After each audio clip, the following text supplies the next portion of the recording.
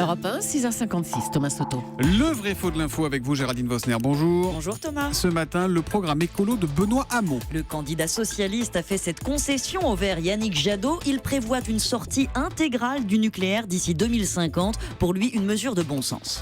Savez-vous quel est le coût de ce qu'on appelle les travaux de grand carénage pour maintenir ou prolonger la durée de vie des réacteurs? On estime que c'est un investissement de 50 milliards d'euros. Le prolongement de la durée de vie des 58 réacteurs nucléaires français coûterait donc, selon Benoît Hamon, 50 milliards. C'est vrai ou c'est faux, Géraldine? C'est faux Thomas, 50 milliards, c'est l'évaluation qu'en fait EDF, mais cela coûtera au moins le double selon la Cour des comptes qui a passé au crible les projections de l'entreprise. Le programme de prolongation de la durée de vie de ces centrales qui vient d'être lancé ne prend en compte que les investissements jusqu'en 2025. Or, l'opération sera plus longue. Il faut ajouter les coûts d'exploitation pendant cette période. Bref, le montant de la facture approcherait 100 milliards. Je reste au conditionnel car les normes de sécurité pourraient changer d'ici là, donc augmenter les coûts. Ça renchérit à chaque fois. Exactement, et surtout parce que c'est le grand flou. Personne n'a pris en compte dans les calculs les évolutions de la loi. Vous savez qu'elle a changé en 2015. La France est censée réduire la part de nucléaire dans sa production d'ici 10 ans.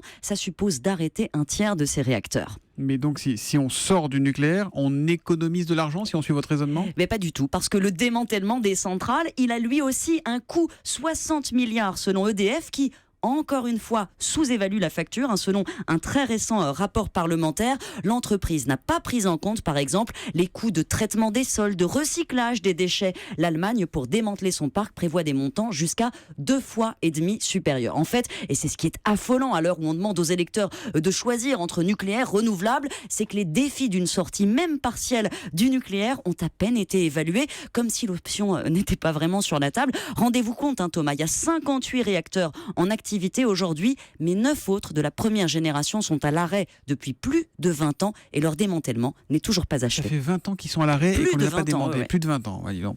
Le vrai faux de l'info de la matinale et le très cher coût du démantèlement du nucléaire en France avec Géraldine Vosner. Merci beaucoup Géraldine, à demain.